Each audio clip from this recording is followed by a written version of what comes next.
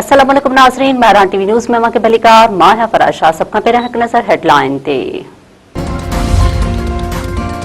वज़ीर आज़म शहबाज शरीफ पेट्रोल 74 रुपया 28 पैसा ऐं डीज़ल 67 रुपया 31 पैसा फी लीटर सस्तो करण जो ऐलान करे छॾियो। पेट्रोल जी नई क़ीमत 373 रुपयनि मां घटिजी 299 रुपया 50 पैसा थी वई। डीज़ल जी क़ीमत 378 रुपयनि मां घटिजी 311 रुपया 47 पैसा फी लीटर मुक़रर कई वई।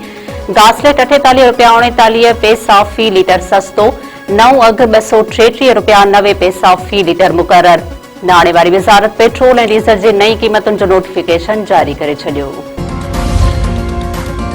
ईरान ऐं अमेरिका विच में मुलतवी थियल ॻाल्हियुनि खे ॿीहर ट्रैक ते आणण जूं कोशिशूं।